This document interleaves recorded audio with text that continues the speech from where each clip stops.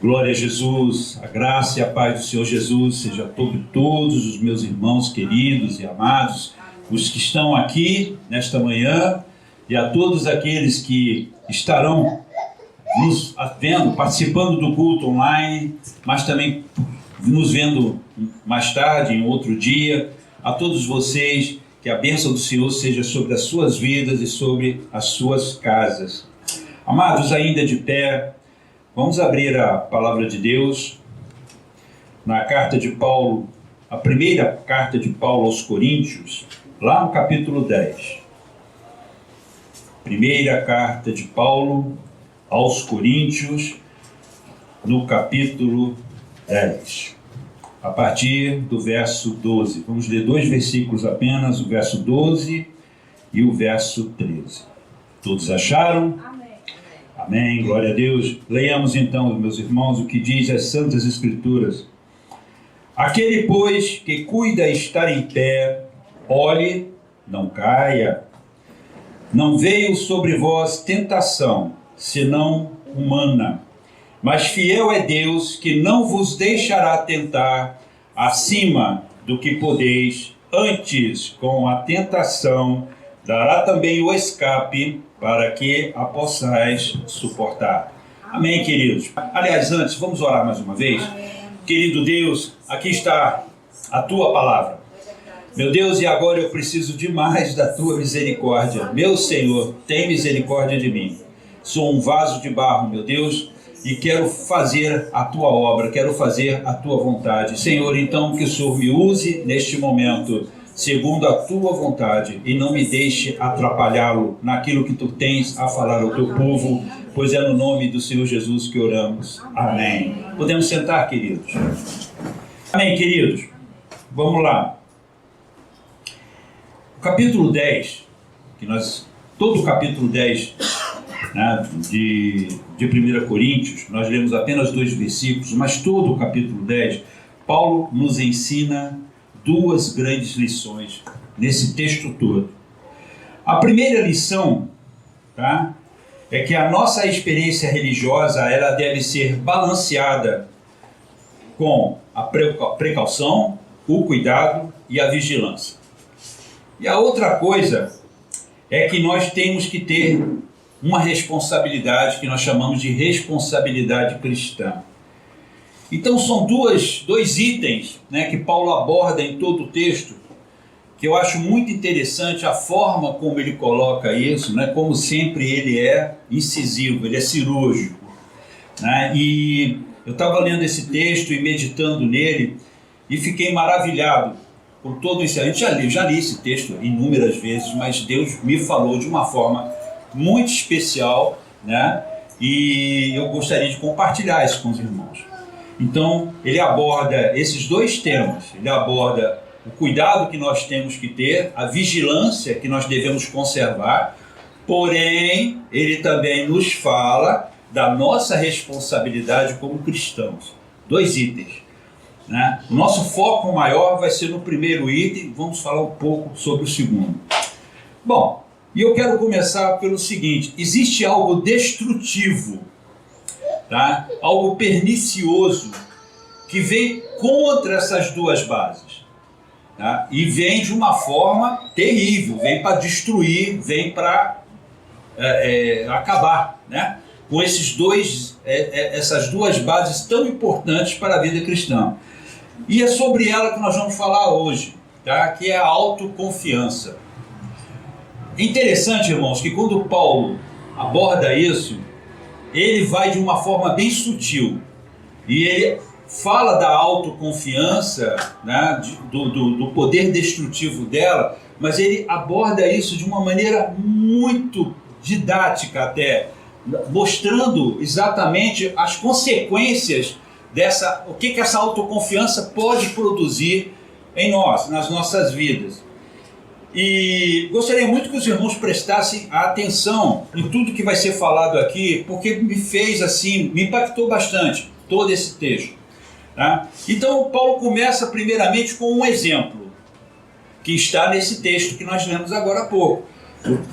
A parte que fala desse exemplo está dos versos 1 ao verso 4. tá? E diz assim: ora, irmãos, não quero que ignoreis que nossos pais estiveram todos debaixo da nuvem, e todos passaram pelo mar, e todos foram batizados em Moisés, na nuvem e no mar. E todos comeram de uma mesma comida espiritual, e beberam todos de uma mesma bebida espiritual, porque bebiam da pedra, deixa eu ver aqui, bebiam da pedra que os seguia, e a pedra era Cristo. Então a gente vê Paulo trazendo à sua audiência, a memória dela, a experiência que o povo de Israel, como nação, passou no deserto. Gente, eu creio que o que estava na mente de Paulo naquele momento era a mesma coisa que está na minha mente agora. E durante o período que eu estudei esse texto, Paulo não conseguia entender como um povo que passou por tantos milagres, que viveu experiências extraordinárias. Gente, para pensar, vamos lá. Vamos botar a nossa mente para funcionar agora. Primeiro, eles saem do Egito de uma maneira poderosa. O Egito é arrasado por várias pragas. Nada acontece no lugar que eles moram. Olha que coisa tremenda. É como se Deus fizesse chover na horta do vizinho e na minha horta não. E existem histórias disso. Choveu na horta do vizinho, mas na horta do cara aqui não caiu uma gota. Então vocês tentem imaginar isso. Depois eles saem do Egito de uma maneira tremenda, se deparam diante de um mar, à sua frente montanhas nas laterais, e o faraó com o mais poderoso exército da época. Todos os carros, o faraó botou todo o seu exército em linha, estava na retaguarda da nação de Israel. Tente imaginar esse cenário. E o Senhor coloca uma coluna de fogo, impedindo que eles se aproximassem da nação. Gente, eu fico imaginando, caramba, se aparece uma coluna de fogo aqui, eu desmaio na mesma hora. Eles viram a coluna de fogo. Aí, como se não bastasse, o mar se abre. O mar vermelho se abre. O piso fica seco, porque a Bíblia diz que ventou a noite inteira. Deus se preocupou até o pessoal não afundar na lama. Deus secou o chão. Gente, para pensar, porque ventou a noite inteira. Então o Senhor fez com que o chão ficasse duro até para que eles pudessem passar com seus carros, com seus animais, com as criancinhas. Então Deus falou: não vou deixar lama para eles pisarem não. E de um lado de cá tem uma muralha de água, do outro lado aqui tem outra muralha de água, e eles passam no meio. E depois lá na frente o Senhor fecha esse mar. Quando o exército de Faraó está entrando, todo o exército é subjugado pelas ondas. Gente, eles viram isso. Mas não para por aí. Deus, no seu cuidado tremendo, o que ele faz? O sol do deserto é causticante. Como é que você bota mais ou menos uns 3 milhões de pessoas aproximadamente, você coloca com criança de colo, de peito, com um animal que é sensível, com ovelhas, né? Como é que você coloca tudo isso no meio de um deserto causticante? Aí Deus vai fazer o quê? Estende uma nuvem sobre eles, para eles terem sombra. Agora, que baita nuvem, hein? Para cobrir 3 milhões? Para pensar num negócio desse. À noite, o deserto é gelado. As temperaturas chegam a quase temperaturas abaixo de zero. Por incrível que pareça, é verdade. O deserto fica gelado à noite. E o que o Senhor faz? Tem que aquentar esse povo. Bota uma coluna de fogo. Eu fico imaginando Paulo, olhando para a sua audiência e dizendo: todos eles passaram por essa experiência. Beberam a água que saiu da pedra. Foram alimentados com um pão que caiu do céu. O camarada acordava de manhã, acordava sonolento, só botava a mão fora da tenda assim, ó. Opa, o pão está aqui. O padeiro celestial chegou ali com o pão bonitinho ali. Gente, quanta mordomia! Cuidado de Deus. Paulo mostra isso para eles. Não quero que vocês ignorem isso. Ele começa o texto falando, não quero que vocês ignorem isso. Agora, olha só. Interessante, quando ele diz aqui, a partir desse texto, né, dos versos 1 ao 4, ele mostra toda essa situação, descrevendo a trajetória de Israel no deserto, mostrando-nos que uma vida cristã genuína e bíblica não acontece por osmose. O que é isso? Osmose, todo mundo sabe o que é. Em biologia, é a transferência de líquido do meio externo para o interior da célula através da membrana plasmática. E o que Paulo está mostrando aqui? Eu não quero que vocês ignorem uma coisa. Todo esse povo passou por essa experiência extraordinária, mas somente 2 pessoas entraram na Terra Prometida. Gente, o maior cemitério do mundo foi o deserto do Sinai. Toda uma geração foi morta. Somente 2 pessoas, tá, daquela geração, claro, além de Moisés e Arão, Miriam, conseguiram, no caso Moisés, Arão e Miriam, não entraram, mas o Caleb e Josué entraram na Terra Prometida, junto com a geração que veio logo a seguir. Todos aqueles que saíram do Egito e experimentaram essas coisas extraordinárias, viram isso, eles estavam diante do monte do Sinai, né? Quando o Senhor estava dando a lei dele para Moisés, a Bíblia diz que o monte fumegava, estremecia. Vocês tentam imaginar uma cena dessa? É Deus fazendo, não é Hollywood produzindo, é algo que Deus... Você imagina o gigantismo de tudo isso. Mas, no entanto, o que acontece? Esse povo se desvia, esse povo se afasta. E aí Paulo pega esse exemplo e diz, olha, não é porque eles passaram por situações tão extraordinárias, tão maravilhosas e tão espetaculares, que fizeram deles pessoas que estavam diante de Deus, pessoas que temiam a Deus. Eles morreram porque agiam exatamente contrário a isso. E somente 2 pessoas passaram. Então, o que Paulo está dizendo aqui é, inclusive, uma ilustração que muita gente diz, né? Que eu acho até interessante. O fato de você frequentar uma garagem todos os dias não faz de você um carro. Você pode habitar dentro de uma garagem, pegar sua cama, botar dentro da garagem, viver ali, fazer suas refeições ali, tá? Mas o fato de você estar dentro dessa garagem não vai te transformar num veículo.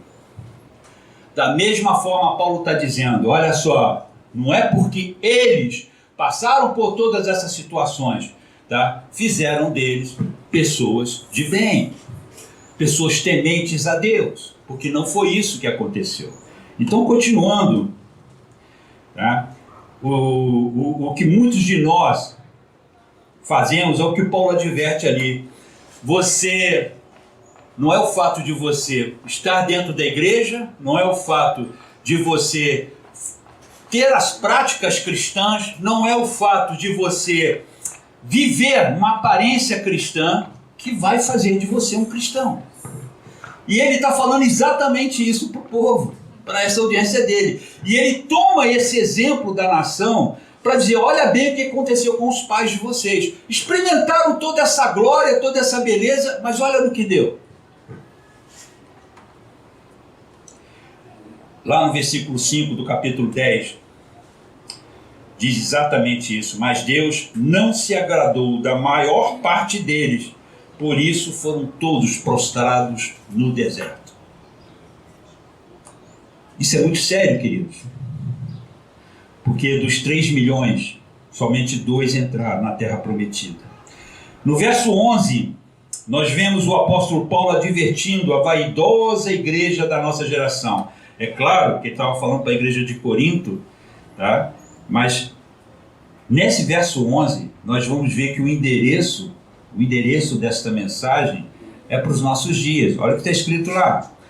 Ora, no verso 11 do mesmo texto, ora, tudo isto lhe sobreveio como figura, e estão escritas para aviso nosso, para quem já são chegados os fins dos séculos. Para quem que está falando? Este exemplo é para nós, Igreja do Senhor Jesus. Paulo está dizendo assim, prestem atenção nisso.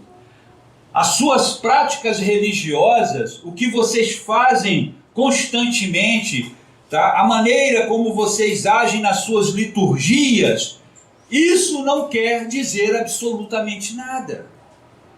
Não, isso não faz de você um cristão. Eu sou de uma geração, queridos, tá? Que nos era ensinado o seguinte, que você se aproximava mais de Deus quando você fazia mais coisas, quando você tinha mais práticas, né?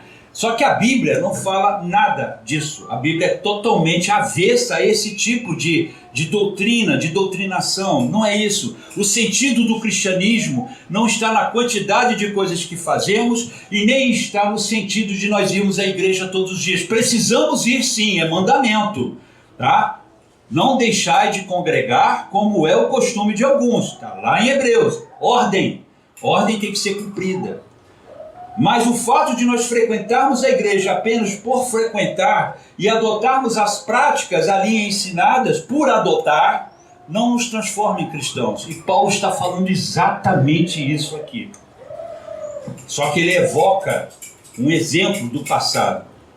Porque um evento tremendamente incisivo, substancial. Você vê milhões de pessoas morrendo porque simplesmente ignoraram tudo aquilo que Deus mostrou para elas. Mas vamos em frente, irmãos. Vamos em frente. Então, queridos, a autoconfiança nos leva a cometer 4 pecados gravíssimos que nos destina ao fracasso espiritual, como aconteceu com a nação de Israel. Então vamos entender o seguinte: o que foi que aconteceu com a nação? Na sua autoconfiança. O que a autoconfiança produz em nós? Nós vamos falar mais sobre isso. Ela nos produz um sentimento de que nós nos bastamos. Um sentimento de que nós não precisamos de Deus. Um sentimento de que aquilo que eu acho que é certo é o que prevalece. E foi isso que eles fizeram. Exatamente assim. Vocês podem ler toda a história, nós vamos citar alguns exemplos aqui da nação no deserto, e nós vamos ver que eles adotaram exatamente essa postura, tá? De se basearem naquilo, nos seus achismos. Nós somos a nação que derrotou o poderoso exército de Faraó. Mas vamos lá, qual é o primeiro grande pecado que Paulo fala aqui no texto, tá? Que dentro da autoconfiança, está produzido pela autoconfiança, ou pelo menos que nos leva a essa autoconfiança. Está bem escrito aqui, queridos, no versículo 6, olha só o que diz. E estas coisas foram feitas, vou passar aqui, em figura, para que não cobicemos as coisas más, como eles cobiçaram. Então, vamos prestar atenção nisso. O que Paulo está querendo dizer aqui? Eles cobiçaram. O que eles cobiçaram? O que foi o objeto dessa cobiça? Eles olharam para trás. Quando eles estavam no deserto, na situação que eles estavam, a maioria deles teve saudade do Egito, queridos. E isso é declarado pela própria boca deles. Nos questionamentos e nos embates que eles têm com Moisés e contra o próprio Deus, e nós vamos ver isso aqui, eles manifestam, puxa, outrora estávamos bem, podíamos ficar lá no Egito, e eles reclamam de todas as situações difíceis que eles passam ali no deserto, e sempre que eles passam por um momento adverso, o que eles fazem? Eles chegam para Moisés e falam, lá no Egito não era assim, lá no Egito não era desse jeito, cobiçavam as coisas más. E o texto sagrado nos mostra isso claramente. Um povo com tantos privilégios dados por Deus e ainda assim cobiçavam as coisas do Egito. ficamos insatisfeitos com o que temos e queremos aquilo que é mal. Irmãos, muitas vezes nas nossas vidas, um sentimento de insatisfação pode brotar e brota em nossos corações, tá? Nos lembrando dos tempos de outrora. Irmãos, sejamos sinceros, muitas vezes quando passamos por um momento difícil, de dificuldade, de luta, a nossa mente ela volta atrás, lembrando de outros tempos, onde não passávamos tantas coisas ruins assim. Interessante isso, porque você começa a meditar sobre as coisas de outrora, não do que aquilo que está acontecendo agora. E tem mais, o texto diz lá em 1 João capítulo 2, verso 16, ele diz assim: porque tudo o que há no mundo, a concupiscência da carne, a concupiscência dos olhos e a soberba da vida, não é do Pai, mas é do mundo. Então, irmãos, Paulo está dizendo aqui, eles erraram, cometeram um gravíssimo pecado, que foi o de manifestar o desejo de voltarem para o Egito. Tentaram isso algumas vezes. Lembram-se lá do episódio do bezerro de ouro? O que eles falaram para Arão? Constrói aí um Deus aí para a gente que nos faça voltar para o Egito, para que a gente possa segui-lo. Enquanto Moisés estava recebendo as tábuas da lei. Quantas vezes, irmãos, fazemos isso? Quantas vezes cobiçamos algumas situações que estão neste mundo? E Paulo está advertindo que esse pecado da cobiça foi o pecado, um dos pecados que nós vamos ver aqui, que eles cometeram, que os fizeram perecer no deserto. Foram destruídos por causa disso. Qual é o segundo outro grande pecado? Qual é o segundo outro grande pecado? Que é o pecado da idolatria. Olha só o que diz lá no verso 7. Não vos façais, pois, idólatras, como alguns deles, conforme está escrito: o povo assentou-se a comer, a beber, e levantou-se para folgar. Quando a gente fala de idolatria, normalmente pensamos assim: mas eu não sou idólatra. Eu não sou idólatra. Eu não adoro imagem, não me prostro diante de imagem alguma. Mas quem disse que idolatria é só isso? Se você for olhar para a palavra de Deus e estudá-la, vamos descobrir que a idolatria não é só o fato de você prostrar-se diante de uma outra imagem ou diante de um outro ser. Mas a idolatria, ela vai muito mais além do que isso. O texto que Paulo está se referindo aqui é o que está lá em Êxodo capítulo 32, verso 1, quando ele diz assim, preste atenção nesse texto, porque eu vou mostrar para vocês como o pecado da idolatria não é só a imagem. Olha o que diz aqui o texto. Mas vendo o povo, em Êxodo 32, 1, mas vendo o povo que Moisés tardava em descer do monte, acercou-se de Arão e disse-lhe: levanta-te, faze-nos deuses que vão adiante de nós, porque quanto a este Moisés, o homem que nos tirou da terra do Egito, não sabemos o que lhe sucedeu. Eles simplesmente se absteram da confiança em Deus, de que Deus estava ali. Eles estavam vendo o barulho no monte. Não pensem que a coisa estava em silêncio. O monte, a Bíblia diz que o monte fumegava, porque a presença de Deus estava ali. O monte estava sendo sacudido. Durante os 40 dias que Moisés ficou lá em cima, recebendo a lei de Deus, o monte tremia. A noite fumegava. Então eles tinham essa experiência constante diante dos seus olhos. No entanto, Arão, vem cá, faz aí deuses que vá adiante de nós. O que eles fizeram? Eles removeram a centralidade de Deus nas suas vidas, tiraram Deus do centro da vida deles e colocaram neste centro, neste trono, outra coisa. Esses deuses simbolizam tantas coisas, meus irmãos. Para eles queriam um guia, alguém que fosse adiante deles. Mas no texto você vai ver, no texto você vai perceber que o desejo deles era retornar para o Egito. Eles se afastaram de Deus. Então, idolatria, meus queridos, é qualquer coisa que você coloque no lugar da pessoa de Deus. Não estou falando apenas de coisas materiais, não estou falando apenas de objetos, podem ser pessoas, um namorado, uma namorada, a esposa, o esposo. Nós podemos colocar no trono santo, sagrado, que somente o Senhor deve ocupar nas nossas vidas, tantas e tantas situações da nossa vida. O nosso trabalho, o desejo de prosperar, o desejo de crescer, o desejo de ter mais. E aí o que você faz? Você elimina aquele tempo precioso que você precisaria ter com o Senhor, porque você precisa deslocar esse tempo aqui para a sua atividade, porque você quer prosperar. Porque o que o mundo ensina? Os grandes magnatas, né? Os poderosos, financeiramente falando, vai ver a experiência de vida deles. Eles abriram mão de todo o seu tempo em prol daquele objetivo primeiro, que era prosperar. Agora, interessante, né? Eu vejo o Bill Gates, por exemplo, só divorciou-se da sua esposa. Vamos falar do Steve Jobs, tá? Quem criou a Apple. Sua família era um desastre. Sua filha não amava. Parem para pensar nisso, irmãos.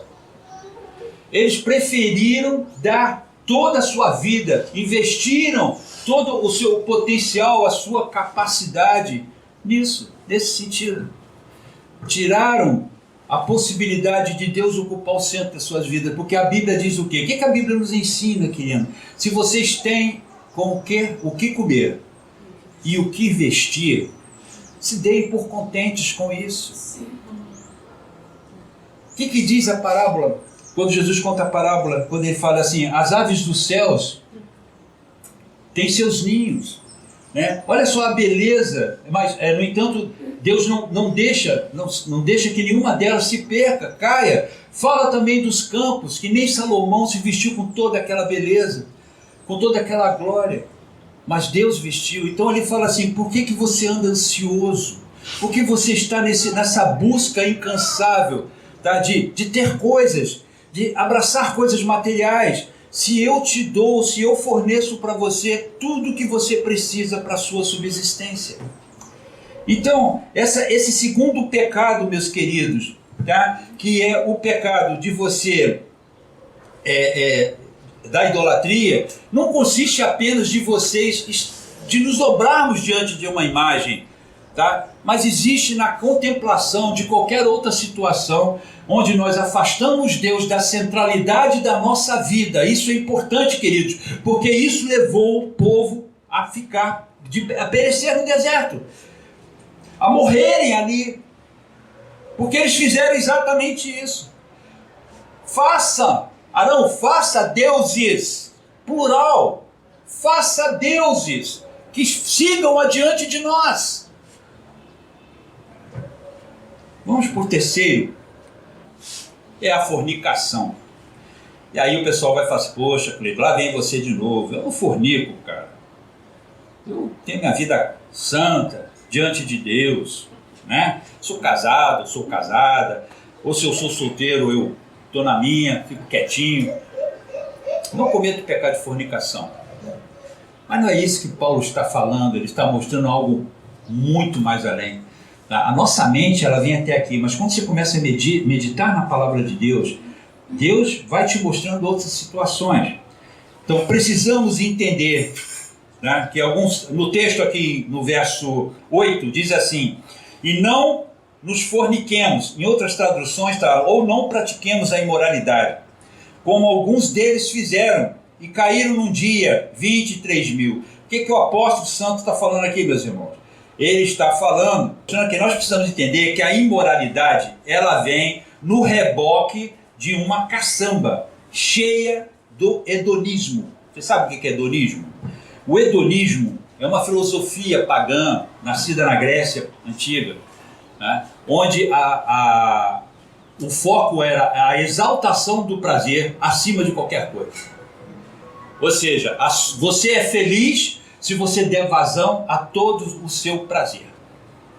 Então, nesse conceito filosófico, você tem direito a fazer qualquer coisa para ser feliz. Se o sexo te traz felicidade, então se aplique nisso. Se uma meditação em outra qualquer coisa te traz felicidade, faça isso. É o que o hedonismo prega. E a fornicação ou a imoralidade, ela vem nessa esteira, irmãos. Porque quando você começa a adotar esse procedimento na sua vida, de que o sentido de você provocar o prazer ou adotar essa questão de ter o prazer no seu mais alto grau na sua vida para ser feliz, tá? Quem está puxando isso é a imoralidade. É imoralidade porque a Bíblia diz em Salmos o quê? Que um abismo chama outro abismo. Irmãos, para chegarmos na prática da imoralidade, começamos a adotar outros procedimentos no sentido de trazer prazer para nós. Temos que entender que essa regra é algo que está intrínseca na nossa natureza. Não é algo que a gente pode arrancar de nós, está ali. E por isso temos que vigiar, para não podermos alimentar esse animal terrível, tá? Que pode nos levar à ruína. Quando nós adotamos esse procedimento, não, vamos começar por aqui. Eu tenho uma casa de praia. Eu falto à igreja para ir nesta casa de praia. Porque o sol está maravilhoso, como o dia de hoje, o verão está chegando, mas eu não vou à igreja não, eu vou para minha casa de praia. Deus entende. Por que ele está indo ali para a casa de praia? Porque aquilo lhe dá prazer, e as coisas de Deus não lhe dão mais prazer.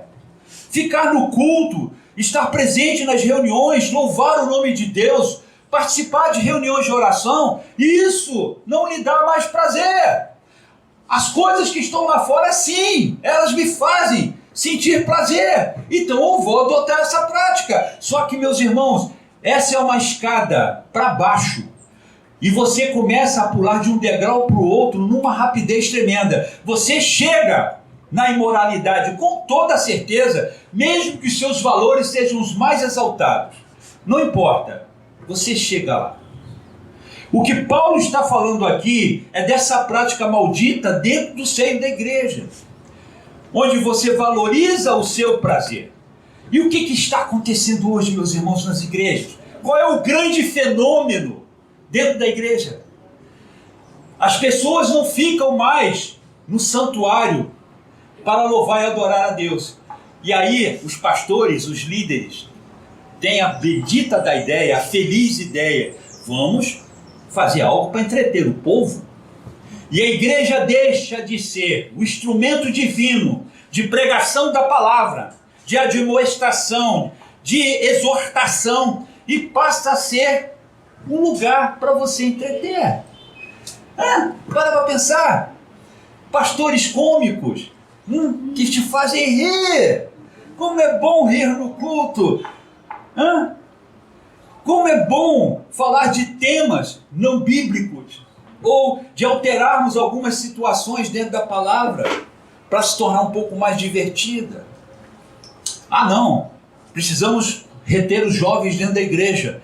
E jovens sabem como é que é, né? Quer programação. Vamos botar umas luzes aqui coloridas, joga uma fumacinha aí, meu irmão, bota uma fumacinha aí. E os cânticos agora, por favor, é tudo batidão. Bum, bum, bum, bum, bum, bum. E a galera tá lá pulando, louvando a Deus. Entre aspas. Entre aspas. Queridos, a igreja se transformou hoje num instrumento de entretenimento. E os pastores todos entraram nisso. Porque não querem perder seus membros. O dízimo vai cair. Muito ruim para nós. O que Paulo está falando aqui é isso, querido. É o que ele está mostrando. O desejo do homem de ter prazer, na busca do prazer. Só que esse é uma droga. É um pico que você dá agora, passa, você está lá todo no êxtase da alegria, mas daqui a pouco você tem que tomar outro pico. Desculpa falar nesses termos, mas é assim que funciona. Quando Paulo fala de fornicação, ele só está falando de um elemento dentro dessa caçamba. Que para você chegar na imoralidade, queridos, começa aí. Quando você começa a desprezar as coisas de Deus porque elas não te satisfazem mais. Não preenche mais a minha vida. Vamos para frente, queridos. Na parte B desse versículo 7, está escrito assim: o povo assentou-se. Eu falei para vocês que ia mostrar para vocês que tem tudo a ver. O povo assentou-se a comer e a beber e levantou-se para folgar. Coisa interessante. Arão, faz o bezerrão aí. Bota aí, queremos deuses que vão adiante de nós. Depois disso, o povo se levantou para comer e beber e afolgar-se. Houve orgia nesse dia. Uma tremenda de uma orgia dentro do arraial. Dentro do arraial, queridos. Não foi fora dele não, foi lá dentro do arraial. Entendem? Entendem isso? Mas vamos lá. Quarto pecado, meus queridos. Quarto pecado. Colocar Deus à prova. Ia ser um assunto interessante, porque nós entendemos de uma maneira completamente equivocada, tá? O que o Senhor diz lá em Malaquias, no capítulo 3, quando ele diz assim: provai-me nisto. Quando ele fala com o povo e diz: olha, traga os dízimos à casa do tesouro, para que não falte recurso da minha casa, e depois provai-me nisto. Depois provai-me nisto. E aí, a partir daí, muitos adotam o seguinte procedimento: bom, eu tenho que provar Deus, porque Ele manda eu provar Ele, então eu vou provar. E aí, querido, vemos os grandes absurdos que eu já vi. Estou falando de coisas que eu testemunhei, tá? Quais, por exemplo? Se tu és Deus, tu faça isso. Se realmente o Senhor é Deus, o Senhor vai fazer isso. Ou aquela famosa frase inteligentíssima, né? Que diz assim: não, eu pego Deus e coloco Ele contra a parede usando o que Ele escreveu. O que Ele falou, Ele é obrigado a fazer. Irmãos, isso não é provar a Deus. Isso é o que Paulo está dizendo aqui. Quando você tenta Deus, quando você provoca Deus na sua soberania, quando Deus, Ele mostra para você o que Ele é absoluto. A primeira compreensão que nós precisamos ter, tá, é que Deus é absoluto, ou seja, Ele é, sempre foi e sempre será. Ele é o alfa e Ele é o ômega, Ele é o princípio, Ele é o fim. Deus é o sentido de todas as coisas. Você olha para o colorido da natureza, a mão de Deus está ali. A inteligência dele está ali. Deus, Ele é absoluto. E quem somos nós para chegarmos diante de Deus e forçarmos esse Deus a fazer coisas para nós? Então o que acontecia com o povo era exatamente isso, meus irmãos. Lá em Números, no capítulo 21, porque vamos ler primeiro o versículo 9 do capítulo 10. E não tentemos a Cristo, como alguns deles também tentaram, e pereceram pelas serpentes. Então, esse fato que Paulo está relatando aqui se refere a esse texto em Números, capítulo 21, a partir do verso 4. Eu vou ler para os irmãos entenderem, tá, o que é tentar Deus, tá? O que é afrontar a pessoa de Deus. Você não está, no caso aqui, colocando Deus à prova. Você está provocando Deus. E como é que funciona isso? Vamos lá, a partir do verso 4 do capítulo 21 de Números. Então partiram do Monte Or, pelo caminho do Mar Vermelho, a rodear a terra de Edom. Porém, a alma do povo angustiou-se naquele caminho. Eles já estavam angustiados, eles já estavam chateados, porque as coisas não estavam correndo da forma como eles queriam. Então eles estavam chateados. E aí começa a coisa. Olha só, verso 5. E o povo falou contra Deus e contra Moisés: por que nos fizeste subir do Egito, para que morrêssemos neste deserto? Pois aqui nem pão nem água há, e a nossa alma tem fastio deste pão tão vil. Sabe de quem que eles estavam falando? Do que eles estavam falando? Eles estavam falando do maná. Contra o maná. O pão que caía do céu todo dia cedinho, estava lá na porta da tenda deles. Para pensar nisso. Aí você vai falar assim, mas isso eu não faço. Pensa, meu irmão. Pois eu já fiz isso muitas vezes. Versículo 6. Então o Senhor mandou entre o povo serpentes ardentes, que picaram o povo, e morreu muita gente em Israel. Aí olha só o verso 7. Por isso o povo veio a Moisés e disse: havemos pecado, porquanto temos falado contra o Senhor e contra ti. Ora, ao Senhor que tire de nós. Moisés, ora aí, intercede por nós, para que o Senhor tire de nós essas serpentes. Então Moisés orou pelo povo, e disse o Senhor a Moisés: faze-te uma serpente ardente, e põe-na sobre uma haste, e será que viverá todo que tem sido picado, que olhar para ela. E Moisés fez uma serpente de metal, e pô-la sobre uma haste, e sucedia que, picando alguma serpente alguém, quando esse olhava para a serpente de metal, vivia. Este pecado é o pecado quando nós confrontamos Deus na sua soberania, na sua santidade. O salmista diz: não a nós, Senhor, não a nós, mas ao teu nome da glória, por amor da tua benignidade e da tua verdade. Salmo 115:1. No Salmos 33:8 nós lemos assim: tema toda a terra ao Senhor, temam-no todos os moradores do mundo. O texto de Malaquias 3:10 fala de uma constatação, irmãos. O que o Senhor está dizendo ali?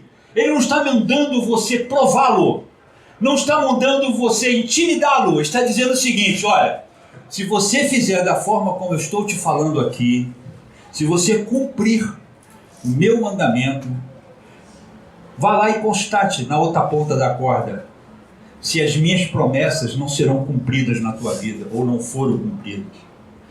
Constatação, queridos. Não é para a gente pegar esse texto como base das nossas vidas, chegarmos diante de Deus e afrontarmos a soberania dele, porque Deus faz com a gente o que ele quiser, queridos.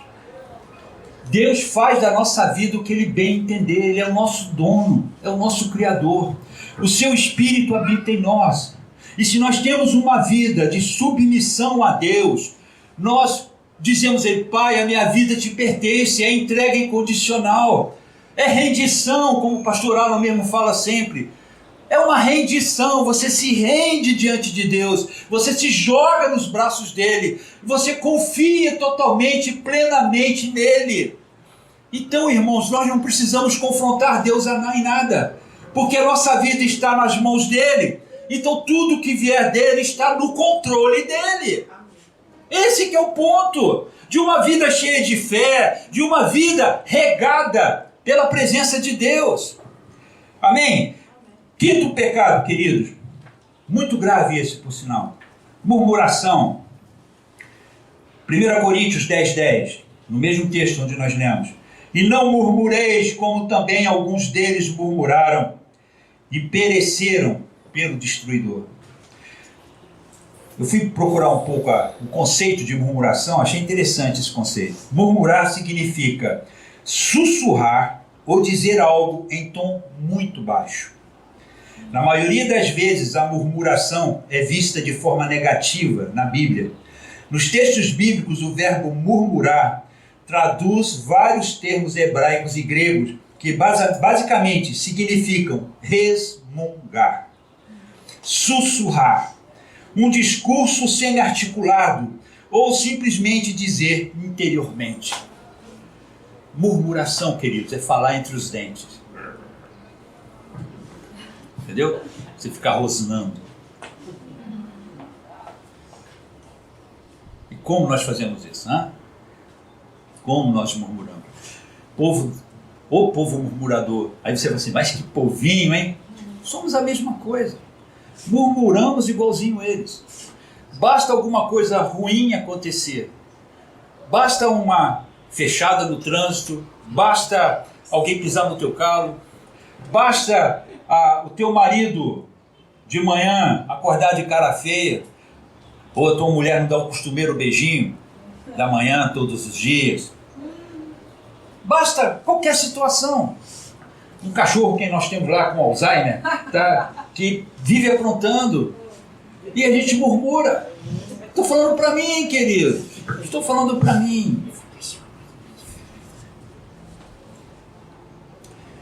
Mas por que murmurar é um comportamento frequentemente condenado na Bíblia?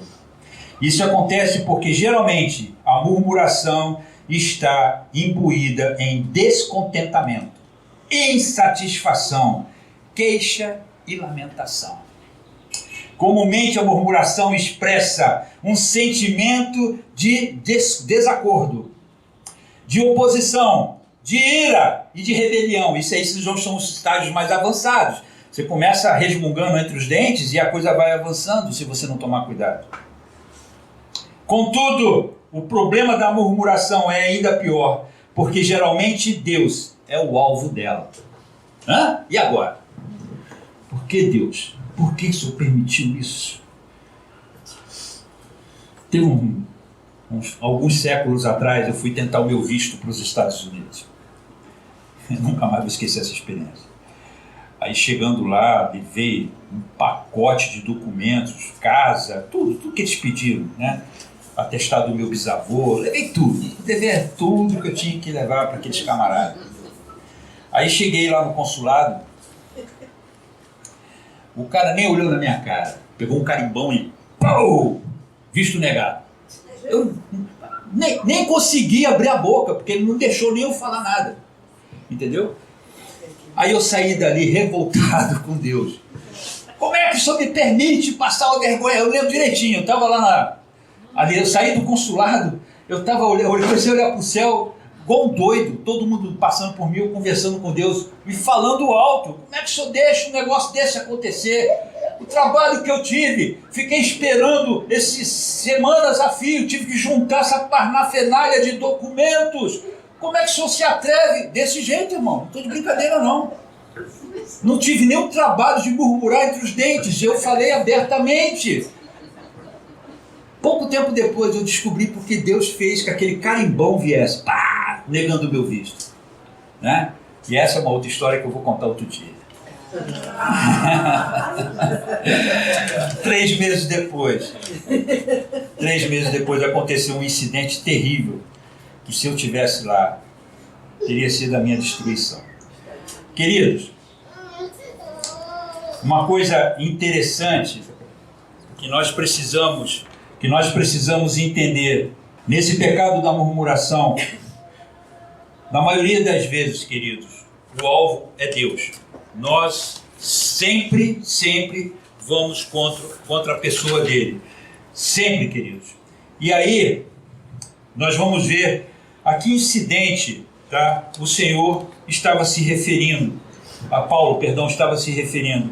Lá em Números, capítulo 16, tá, o incidente é este aqui.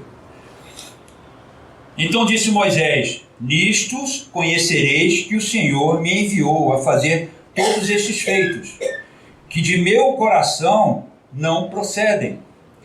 Se estes morrerem como morrem todos os homens, e se forem visitados como são visitados todos os homens, então o Senhor não me enviou. Mas se o Senhor criar alguma coisa nova, e a terra abrir a sua boca e os tragar, e com tudo que é seu, e vivos descerem ao abismo, então conhecereis que estes homens irritaram ao Senhor. A palavra usada é essa: irritaram ao Senhor.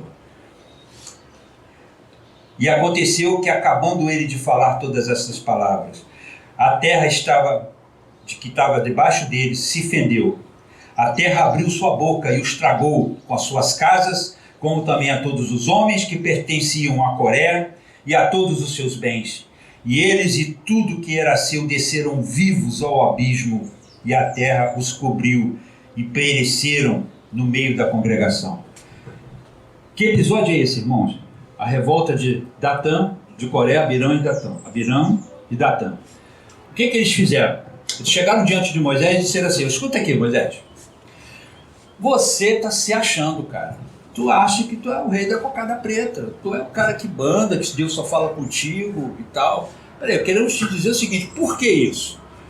Nós também temos a graça de Deus sobre nós, pertencemos a uma tribo, a tribo dos levitas, que é a tribo que cuida das coisas. Então, por que você se fia tanto nisso? A maneira como eles falaram com Moisés, ela foi tão assintosa, tão terrível, que Moisés na mesma hora se joga no chão e cai com a cara no pó, porque naquele momento Moisés identificou uma coisa: eles não estavam falando contra ele, mas estavam falando contra o Deus que o havia escolhido. E Moisés chega para eles e fala assim: gente, para pensar, que quem é Arão? Quem é Arão, meu irmão? Quem sou eu? Não basta para vocês terem essa missão maravilhosa de cuidar dos utensílios sagrados, vocês ainda querem o sacerdócio. Isso quem define é Deus. E aí, Moisés faz um desafio para eles. E nesse desafio, ele manda que todos eles, 250 ao todo, tragam seus incensários e venham ministrar. Para pensar nisso.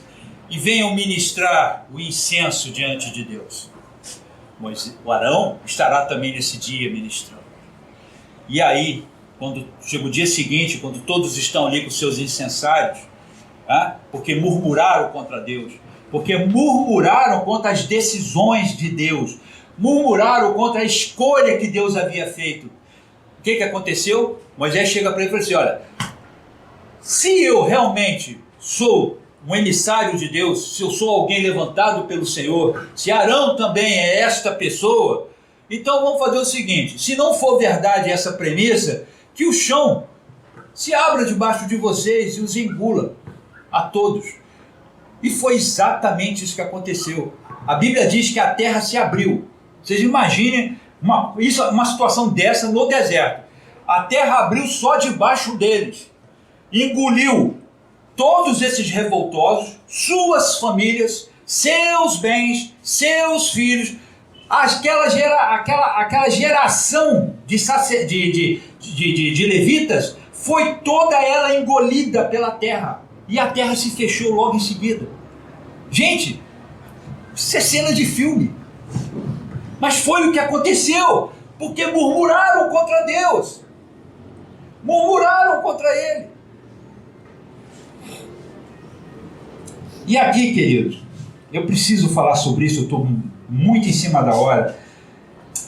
A parte do versículo 13 do mesmo capítulo, que todo mundo gosta de ler e se lembrar nos seus momentos de aflição, tá? Nós podemos enquadrar aqui também. Mas como, Cleito? Como é que você pode enquadrar aqui? Olha só o que o texto diz: não veio sobre vós tentação, senão humana, mas fiel é Deus, que não vos deixará tentar acima do que podeis. Antes, com a tentação, dará também o escape, para que a possais suportar. 1 Coríntios 10, 13. Preste atenção nisso, queridos. Tudo que eu falar aqui eu já cometi dezenas de vezes. Houve um período de prova na minha vida e na vida da minha esposa. Uma prova muito dura, irmãos. Difícil dessa, muito difícil. E quando a gente não aguentava mais, eu me lembro que eu olhei para Deus e falei assim: eu sempre tenho as minhas tiradas, eu não sei como é que Deus me coloca ainda no ministério, eu não sei. É algo para eu estudar depois. Mas eu cheguei para Deus, falei: Deus, isso não é mais provação, isso já é agressão física. Deus, eu não consigo mais absorver isso, estou sendo agredido. De tão dura que era a prova. A resposta de Deus para assertivas como a minha é essa aqui, queridos: não vos sobreveio tentação senão humana. Então Deus falou assim: eu não te comparo a anjos, você não é nenhum anjo, ser de esplendor, forte, corpulento, você é humano, e eu, na minha sabedoria infinita, não vou te dar nenhuma prova, porque a palavra tentação aqui é provação. Vou mostrar para vocês daqui a pouquinho, tá? Deus, quando me prova, Ele me prova na minha condição de humano. Sou humano, E Deus sabe da minha estrutura, como diz aqui, tá? Nesse texto. Deixa eu pegar em Salmos 103,14.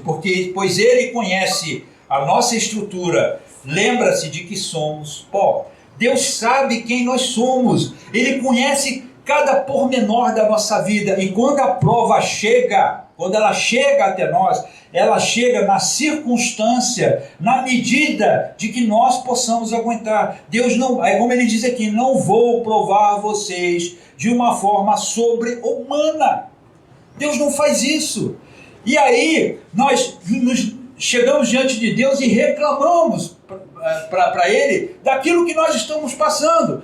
É natural, é da nossa natureza, eu conheço uma irmã, já falei sobre ela aqui, tá? Não é minha sogra, é uma outra irmã de oração, e ela uma vez falou para mim assim: Cleiton, quando Deus me bota na forma, sabe o que eu faço? Eu tento me acomodar dentro dela, o mais rápido possível, para eu sair também rápido da prova. Porque no debate, irmãos, a prova só vai se estender. Amém? Então vamos lá, Deus permite que sejamos provados, porque Ele sabe até onde podemos suportar. A palavra tentação mencionada nesse versículo é peirasmos no grego, uma palavra muito mais próxima de prova e teste do que de tentação. A tentação tem uma conotação negativa, tivemos essa aula aqui no domingo passado, e algo colocado no nosso caminho para nos fazer pecar, enquanto a prova é algo que Deus permite em nossa vida para nos depurar e nos purificar e fortalecer. Deus não tenta a ninguém, Deus prova. Tiago 1,13. Quem tenta é o diabo, e quando Deus permite uma prova em nossa vida, é para nos fortalecer, nos conduzir em vitória. Erramos quando interpelamos a Deus quanto ao calor da prova pela qual passamos. A Bíblia nos declara: pois Ele conhece a nossa estrutura e lembra-se de que somos pó. Portanto, Deus não nos trata como a anjos, mas como a humanos, e toda a nossa prova é humana. Deus não extrapola, mas pelo contrário, ainda nos acrescenta uma promessa linda, que junto com a prova, Ele também vai nos dar o livramento. Deus não vai te tirar da prova, Ele vai estar com você na prova, e vai passar com você na prova, até você sair dela, até você cumprir aquele tempo estipulado. Conclusão, queridos, vamos concluir. Porventura, lá em 1 Coríntios capítulo 10, versos 16, diz assim: porventura o cálice de bênção que abençoamos não é a comunhão do sangue de Cristo? O pão que partimos não é porventura a comunhão do corpo de Cristo?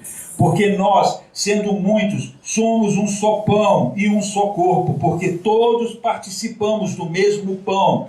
Amém. O que o texto está dizendo? Durante todo o restante do capítulo 10, o apóstolo Paulo disserta sobre a liberdade cristã e da nossa responsabilidade de como administrá-la. Porém, meus irmãos, tem uma essência nesta mensagem. Paulo fala sobre liberdade cristã, fala de nós respeitarmos a consciência do nosso irmão. Tudo isso está descrito no texto. Mas prestem atenção na essência desta mensagem, porque o que o apóstolo Paulo está nos mostrando, logo nos versículos seguintes? Ele diz assim: a minha consciência não me agride, eu não sinto nenhum problema. Isso é uma pessoa falando. Com isso, Paulo pergunta: você é mais forte do que Deus? Você pode se considerar mais forte do que os crentes fracos? E se escandalizam em ver você assentando-se numa mesa de ídolos, mas você é mais forte do que Deus? Tentar a Deus é loucura. Isso nós vemos a partir do verso 22, no capítulo 10. Então a essência desta mensagem é que a autoconfiança afeta o nosso juízo, o nosso julgamento, irmãos. Deixamos de entender, tá, que o nosso irmão que está ao nosso lado, que as coisas de Deus que nós temos que administrar, da vida santa que nós devemos levar, nós perdemos a sensibilidade para podermos administrar esses aspectos da vida cristã. Por quê? Porque nos sentimos tão autoconfiantes, e Paulo está condenando isso aqui. Ele está dizendo: você é mais forte do que Deus? Você é mais forte do que o teu irmão que está ao teu lado. Porque quando percebemos isso, quando começamos a andar nesses conceitos que foram tratados aqui, meus irmãos, nós estamos nos afastando de Deus. Perdemos a sensibilidade do Espírito Santo. Deixamos de praticar aquilo que Deus nos manda fazer. Logo a seguir ele diz aqui, no versículo 12, que é a ideia central da mensagem. Aquele, pois, que cuida estar em pé, olhe que não caia. Muita gente acha que esse cair é cair da salvação, que é cair da graça. Não, irmãos. Não é disso que Paulo está falando. É cair no crivo de Deus. Cair no crivo de Deus. Aquele povo lá no deserto passou por tudo que passou e chegou um momento, um status quo da vida deles, que eles acharam, bom, nós estamos aqui, a estrela, né? Deus está aqui, só cuidando de nós e nós somos os bacanas, os bons. Chegaram ao status de achar que o que eles faziam era mais do que lógico, mais do que certo. Os seus achismos, os seus conceitos os levaram à ruína. Morreram todos no deserto. Paulo está falando a mesma coisa aqui. Você que acha que está de pé, tome cuidado para não cair no crivo de Deus. Porque olha o que ele diz, lá, voltando uma página, no capítulo 9, verso 27. Preste atenção no que o apóstolo diz aqui nessa parte. Olha o que ele fala. Antes subjugo o meu corpo, reduzo a servidão, para que pregando aos outros, eu mesmo, não venha, perdi o texto, eu mesmo não venha, de alguma maneira, a ficar reprovado. O que Paulo fazia diariamente? Ele se esmurrava. Ele falava, eu não sou nada, eu não presto. Ele se humilhava diante de Deus. Sabe por quê, meus irmãos? Porque ele não queria basear toda a sua fala, toda a sua vida naquilo, nas suas experiências, na sua emoção, naquilo que ele achava. Não, ele se humilhava diante de Deus e dizia, Deus, tem misericórdia de mim, tem piedade de mim, Senhor, porque eu não quero ser reprovado por Ti. Hoje, a Janete estava falando sobre isso aqui na escola dominical, e ela abriu a escola dizendo assim, meus irmãos, depois que eu fiz esse estudo, eu descobri, misericórdia, eu não estou andando direito nos caminhos de Deus. Mas eu quero dizer para minha irmã, o que aconteceu com ela, acontece com cada um de nós que estuda a palavra de Deus. A gente lê o texto e cai de joelho na mesma hora, irmãos. Na mesma hora. E era o que Paulo fazia, eu esmurro o meu corpo. Eu me coloco diante de Deus e me humilho na presença dEle, porque eu não quero ser reprovado por Ele. Quando eu caí no crivo de Deus, que a Bíblia fala lá, eu não me lembro do texto, quando diz que nós sejamos achados por Ele, firmes, de pé, que Deus nos encontre nessa condição. Amém? Finalizando. Todos os que participam do cálice da bênção na celebração da ceia, participam dos resultados da morte expiatória de Cristo. Calvino disse certa feita, a alma tem uma comunhão tão verdadeira no sangue quanto o vinho em contato com a boca. A aplicação é clara, um crente não pode se tornar participante da comida do Senhor, tá? E também participar da mesa dos demônios. O que Paulo está dizendo é que essa dualidade, ela não pode existir em nosso meio. Se você é de Cristo, se você busca Jesus, as práticas do mundo, nenhuma delas te interessa. Nada do que é procedido lá lhe interessa. O entretenimento do mundo não vale de nada, os prazeres que o mundo te oferece não valem de nada, porque eu sou de Cristo. O que Paulo está falando, a essência da mensagem, quando ele trabalha essa questão da liberdade cristã, ele expõe esse fato, que essa dualidade não pode ocorrer. Você não pode agora participar da mesa do Senhor e sair daqui, participar de outras mesas. Entendem? Por último, versículo 20, do próprio capítulo 10. Antes digo que as coisas que os gentios sacrificam, as sacrificam aos demônios e não a Deus. E não quero que sejais participantes com os demônios. Não podeis beber o cálice do Senhor e o cálice dos demônios. Não podeis ser participantes da mesa do Senhor e da mesa dos demônios. Ou irritaremos ao Senhor. Somos nós mais fortes do que Ele. Irmãos, dentro dessa temática da liberdade cristã, quando Paulo aborda a questão daqueles que comiam carne sacrificada aos ídolos, daqueles que não comiam, né, que Paulo manda atentar para a questão da consciência e tudo mais, a essência do que ele fala é isso, que nós não podemos viver essa dualidade, porque nós irritamos a Deus. Nós irritamos a Deus. Amém? Amém, queridos. Vamos ficar de pé.